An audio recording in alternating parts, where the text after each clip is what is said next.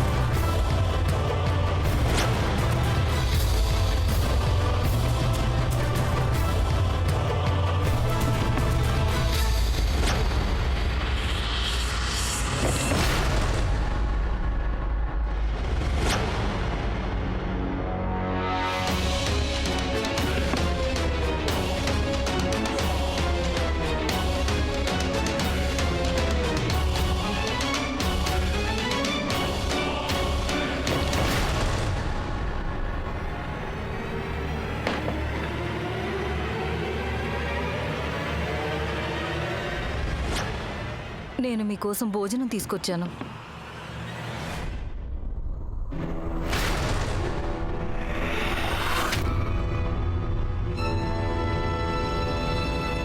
నేను చేసిందంతా కేవలం నా కుటుంబాన్ని కాపాడుకునేందుకే చేశాను. మీరు పోయారని ఒక అబద్ధపు నాటకం ఆడాను. నేను మీకు అబద్ధపు అంతిమ సంస్కారం చేశాను. ఇక మీరు లోకం దృష్టిలో చనిపోయారు. నన్ను క్షమించండి. లోకం దృష్టిలో అయితే నేను చనిపోయాను, కానీ నా దృష్టిలో నేను దిగజారిపోయాను. ఆ రహస్యాన్ని నా భుజాలపై మోస్తూ మోస్తూ నేను అలసిపోయాను సరోజ. ఆ రహస్యం నన్ను... ఇక చాలు, రహస్యం లేదు.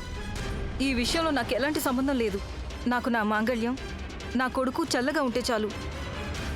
మీరు ఇక్కడే రహస్యంగా ఉండండి. నేను ఊళ్ళోకి వెళ్ళి మనం ఇద్దరం ఇక్కడి నుండి వెళ్ళిపోయే ఏర్పాట్లు చేస్తాను. మనం సాధ్యమైనంత త్వరగా ఇక్కడి నుండి చాలా దూరం వెళ్ళిపోదాం. మీరు భోజనం చేయండి.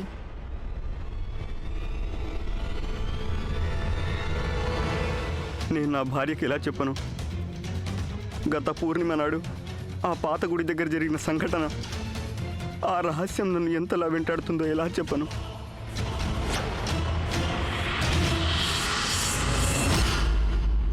ఈ సావిత్రి నా మాటల్ని లెక్క చేయకుండా ఎక్కడికి వెళ్ళిపోయింది?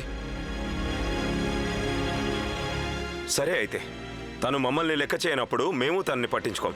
మేము మెహల్కి వెళ్ళిపోతాం.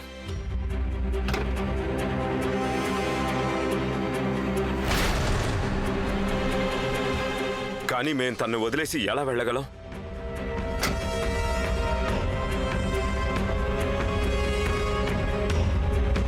సావిత్రి!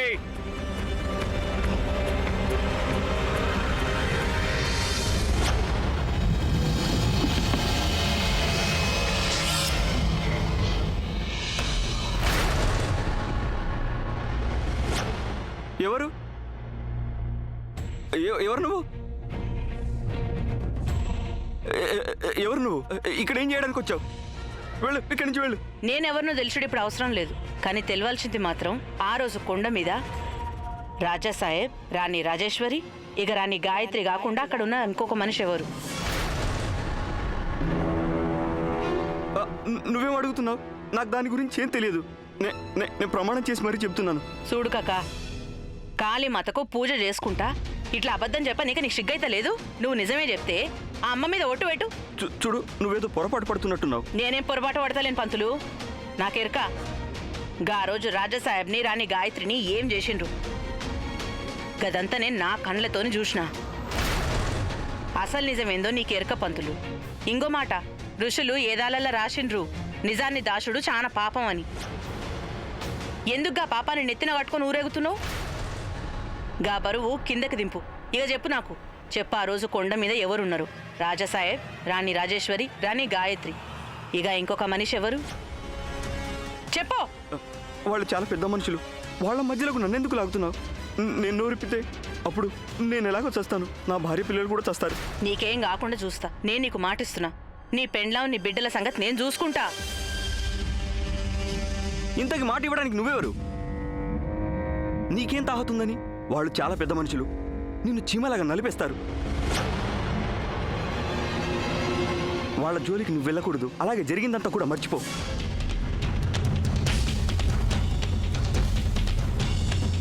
నిజాన్ని ప్రశ్నించే అర్హత ఒక పని పిల్లకు ఉండకపోవచ్చు, కానీ ఆమీర్ కోట్ రాణికుంది కదా.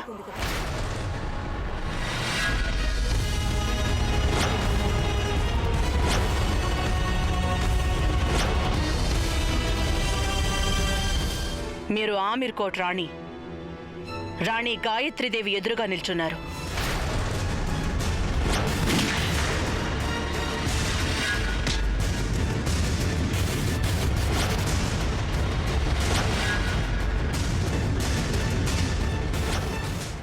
రాణి గాయత్రి, మీరు బతికే ఉన్నారా? కానీ ఈ మారువేషంలో? అవును పూజారి గారు, నేను బతికే ఉన్నాను. జరిగిన నిజం తెలుసుకోవడానికే నేను ఈ మారువేషం వేశాను. శత్రువులు ఏ అవకాశాన్ని విడిచిపెట్టలేదు నన్ను చంపడానికి. కానీ పెద్దలంటారు కదా, చంపేవాడికన్నా కాపాడేవాడు గొప్పవాడు అని. రాణా గారి ప్రేమ కారణంగానే నేను మృత్యుముఖం నుంచి తప్పించుకోగలిగాను. ఎందుకో తెలుసా? ఆ అమ్మకి కూడా ఇష్టం లేదు చెడు ముందు మంచి తల వంచటం. అందుకే ఆ తల్లే నన్ను కాపాడింది. ఇక ఆ తర్వాత నేను నా పతి ప్రాణాలు కాపాడుకునేందుకు సావిత్రిగా మారాను. ఆ సావిత్రి పతి ప్రాణాల కోసం యముణ్ణి సైతం ఎదిరిస్తే, ఈ సావిత్రి తన పతిని కాపాడుకునేందుకు యావత్ ప్రపంచంతోనే పోరాడడానికి కంకణం కట్టుకుంది. కానీ పూజారి గారు, అందుకోసం నాకు పూర్తిగా నిజం తెలియాలి. మీరే నాకు ఆ విషయం చెప్పాలి. ఆ రోజు కొండ మీద ఏం జరిగిందో. రాజేశ్వరి, రాణా గారు, నేను కాకుండా అక్కడున్న వేరే వ్యక్తి ఎవరు? నన్ను రాణాగారిని చంపాలని ప్రయత్నించి రాజేశ్వరికి సాయం చేస్తున్న వ్యక్తి ఎవరు?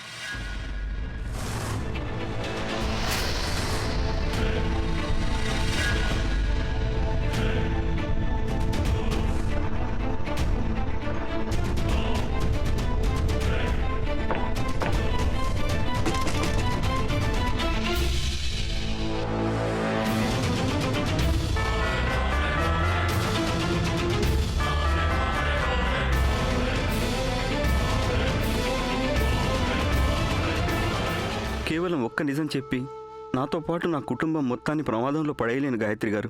నన్ను క్షమించండి. పూజారి గారు, మీకేమీ కాదు. మీకు ఈ రాణి మీద కాకున్నా కనీసం భగవంతుడి మీద, ఆ కాళీమాత మీద నమ్మకం ఉందిగా. మీరు కాళీమాత భక్తులు. నవరాత్రి రోజు మీరు చెడుని గెలిపిస్తారా? నవరాత్రుల్లో ఆ దేవతని 9 రూపాల్లో కొలుస్తారు. ఆ తల్లి యొక్క ప్రతి రూపం సత్యాన్ని, ధర్మాన్ని రక్షిస్తుంది. ఆ తల్లి చేసే పని తన భక్తులు చేయలేరా?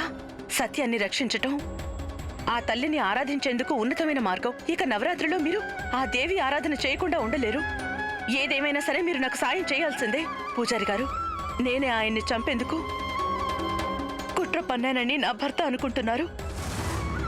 నేను నిర్దోషినని చెప్పినా ఆయన నమ్మేందుకు సిద్ధంగా లేరు.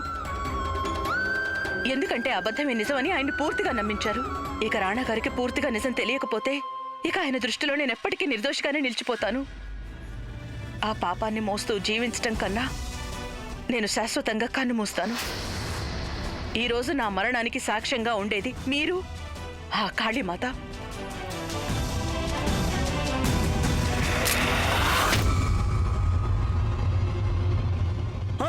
ఆపండి రాణి గాయత్రి, ఏంటి మీరు చేస్తున్న పని? భగవంతుడు మీకు ఈ జీవితాన్ని ఇచ్చింది ఈ విధంగా ఆహుతి ఇవ్వడానికి కాదు. మీరు నిజాన్నే ఆహుతి చేసేశారు పూజారి గారు. అందుకే నేను నా ప్రాణాన్ని ఆహుతి చేస్తాను. చాలు రాణి గాయత్రి, చాలు. నన్ను క్షమించండి. నన్ను ఇంకా సిగ్గుపడేలా చేయకండి. ఆ రోజు ఏం జరిగిందో మొత్తం చెప్తాను.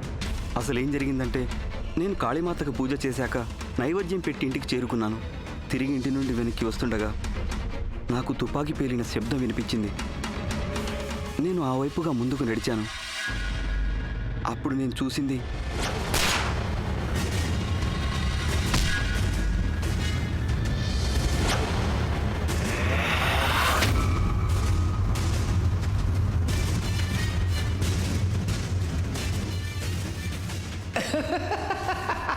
నాకేం అర్థం కాలేదు అసలు ఆ రోజు అక్కడ ఏం జరుగుతుందో. ఆయన ఎందుకు జరుగుతుందో, ఎందుకు మీరు రాణా గారిని తుపాకీతో కాల్చారో, ఇక ఎందుకు పెద్ద రాణి అమ్మ మీ మీద దాడి చేశారో.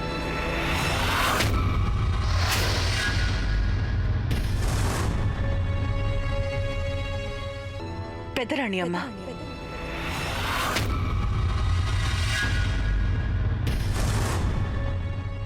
నేను మీకు సాయం చేసేందుకు వద్దామని అనుకున్నాను. అప్పుడే నా చెవిలోకి ఒక శబ్దం వినిపించింది. ఇక అప్పుడు నేను అక్కడే ఆగిపోయాను.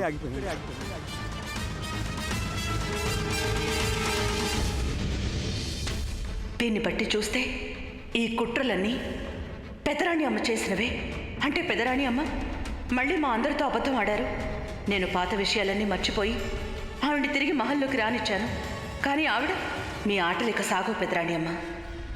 ఇక నా సహనానికి మీ పాపాలకి హద్దు ఎప్పుడూ దాటిపోయింది.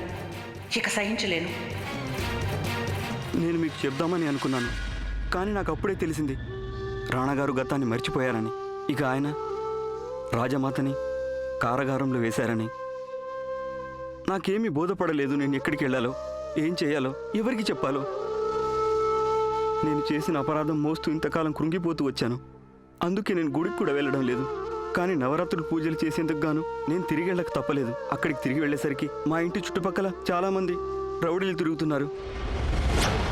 అందుకే నేను నా భార్యని నేను చనిపోయినట్టు నాటకం ఆడమని చెప్పి ఒప్పించాను. మీరెంతో సాహసం చేశారు. ఇంకొకసారి నాతో పాటు వచ్చి రాణా గారికి నిజం చెప్పండి. లేదు రాణి గాయత్రి, లేదు. నేను ఆ పని చేయలేను. నేను ఆ మహల్కి వస్తే అప్పుడు పెద్ద రాణి అమ్మ నా యావత్ వంశాన్ని నాశనం చేస్తారు. లేదు పూజారి గారు, మీకేమీ జరగదు. నేను మీకు మాటిస్తున్నాను. రేపు నేను మీ ఇంట్లో వాళ్ళందరినీ తీసుకొస్తాను. మీ కుటుంబం సురక్షితంగా ఉందని మీకు పూర్తిగా నమ్మకం కుదిరాకే అప్పుడే మీరు నాతో పాటు రండి. ఇక మనం రాణా గారికి జరిగిన నిజాన్ని చెప్దాం. సరే రాణి గాయత్రి, గుర్తుంచుకోండి, నేను నిజం చెప్పేది మాత్రం నా కుటుంబంలో అందరూ సురక్షితంగా ఉన్నారని తెలిసిన తర్వాతే, లేకుంటే చెప్పను. అలాగే పూజారి గారు. రేపు నవరాత్రి మొదటి రోజు. రేపు సత్యమే గెలుస్తుంది. కాళీమాతే తన బిడ్డల్ని కాపాడుకుంటుంది.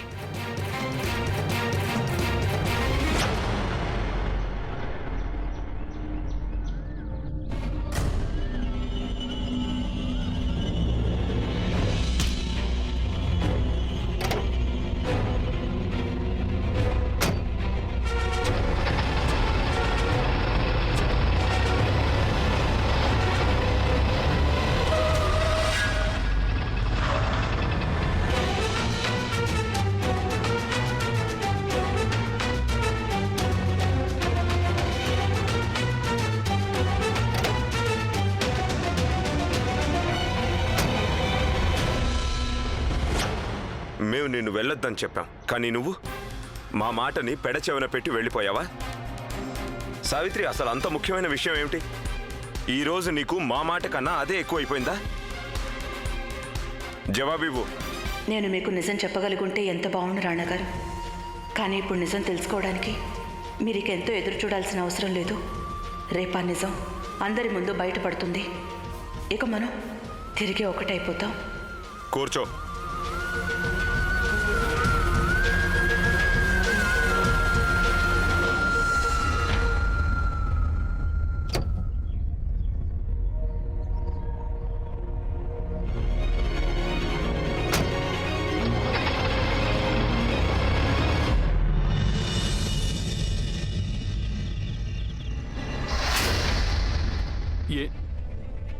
ఏంటి మీరు చెప్తుంది రాణి గాయత్రి? నేను నిజమే చెప్తున్నాను లక్ష్మణ్.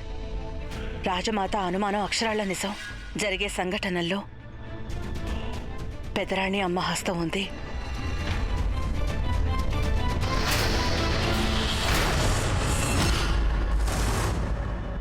రాజేశ్వరి, చినరాజా వారు కేవలం ఆట బొమ్మలు. వారికున్న తీగలు పెదరాణి అమ్మ చేతిలో ఉన్నాయి. రాణా గారిని నన్ను చంపాలనుకున్నదే పెదరాణి అమ్మే లక్ష్మణ్. ఇంకా మీరు దేనికోసం ఎదురు చూస్తున్నారు? మనం వెంటనే వెళ్ళి రాణా గారికి నిజమేంటో చెప్పేద్దామండి. రాణా గారు మన మాటల్ని ఎన్నటికీ నమ్మరు. స్వయంగా పూజారి గారు వచ్చి సాక్ష్యం చెప్తే తప్ప. ఆయనకి తన కుటుంబం సురక్షితంగా ఉంది అని తెలిసాకే పూజారి గారు ఇక్కడికి వచ్చి నిజం చెప్పేది. వారి కుటుంబాన్ని రక్షించే బాధ్యత నేను నీకు అప్పగిస్తున్నాను లక్ష్మణ్. రాణి గాయత్రి, నేను మీకు మాటిస్తున్నాను. నేను ప్రాణాలైనా అర్పిస్తాను, కానీ మిమ్మల్ని రాణా గారిని ఒకటి చేసి తీరుతాను. రేపు నిజం రాణా గారి ఎదుటికొస్తుంది. ఇక అప్పుడు నన్ను ఎవ్వరూ ఆపలేరు. నువ్వు నిజం తెలుసుకున్నావు గాయత్రి, కానీ ఒక్కటి నీకు తెలీదు. నిజానికి అబద్ధానికి మధ్య ఒక సన్న గీత ఉంటుంది. ఆ గీతని మేం చెరిపేస్తాం. అప్పుడు నిజం రాణా గారి ముందుకొచ్చినప్పటికీ ఆయన ఎప్పటికీ దాన్ని నమ్మరు.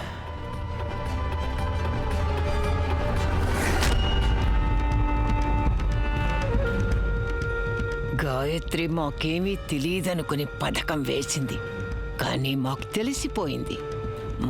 తెలిసిపోయింది తనకు మా నిజం తెలుసని.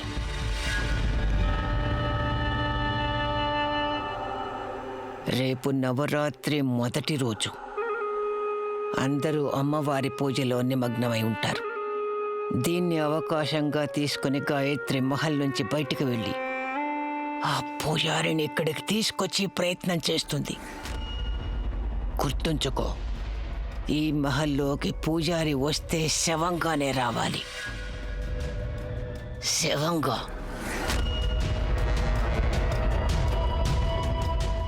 రేపెప్పుడవుతుందా అని ఆత్రంగా ఉంది. ఇక ఆ తరువాత మేం కాళీమాత పాదాల మీద గాయత్రిని బలిగా ఇస్తాం.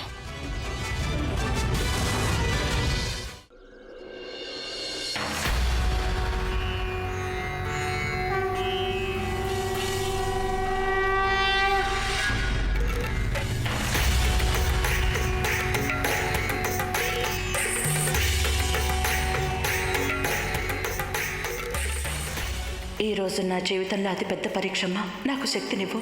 నేను ఆ పూజారిని రాణాగారి ముందుకు తీసుకురావాలి.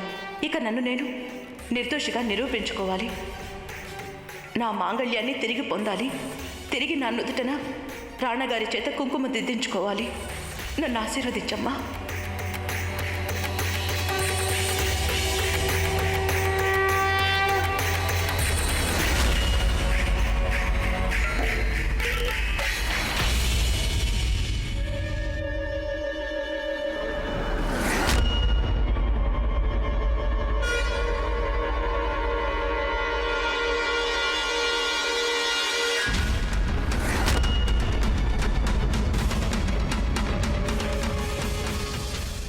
ఆగు సావిత్రి.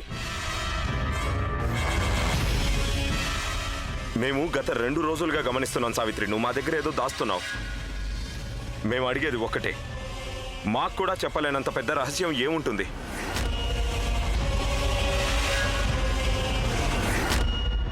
నన్ను మాఫ్ చేయ రాజసాహెబ్. ఇప్పుడు నువ్వు నన్ను దేని గురించి అడగకు. నిజం ఎందుకు చెప్పలేను, గట్లని అబద్ధం కూడా నాకు చెప్పరాదు. రాజసాహెబ్ జర్ర సబర్ చేయి. నేను నీకు అన్ని విషయాలు చెప్తా. సావిత్రి, అది రాజసాహెబ్, ఒక మాట చెప్తేను. నిజం చెప్పమని నువ్వెంత ఉక్కిరిబిక్కిరి అవుతున్నావో నీకంటే ఎక్కువ నేను చెప్పనిక చచ్చిపోతున్నా. ఈ దేశదిమ్మరికి జర్రంత గడువి ఈ రోజు దాకా మీరు నన్ను నమ్మిండ్రు కదా, ఇంకా కొంచెం సేపు కూడా గట్లనే నమ్ముండ్రి. నేను మాటిస్తున్నా, నీ నమ్మకాన్ని నేను నిలబెట్టుకుంటా.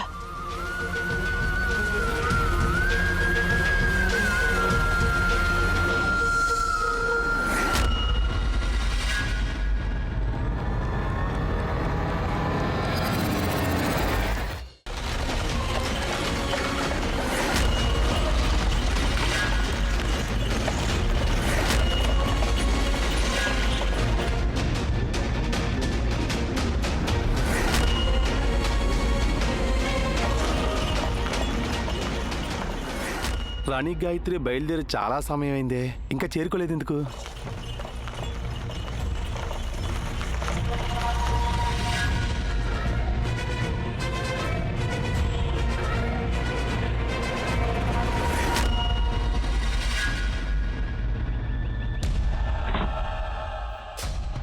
అమ్మవి నీవే, జై దుర్గమ్మ. తల్లివి నీవే, జై దుర్గమ్మ. కాపాడమ్మ, జై దుర్గమ్మ. కరుణించమ్మ, జై దుర్గమ్మ. జై దుర్గమ్మ.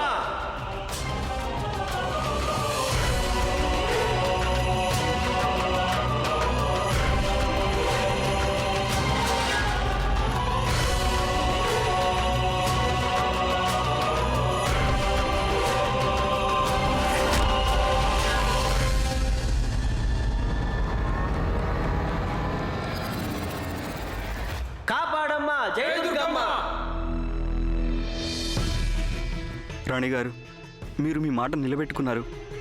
నా భార్య బిడ్డల్ని సురక్షితమైన చోటికి పంపించేశారు. అందుకు నేను మీకు ఎంతగానో రుణపడి ఉన్నాను. ఇప్పుడు మీరు నాతో ఉన్నారు. ఇక మీకు ఎలాంటి ప్రమాదం లేదు. పద లక్ష్మణ్.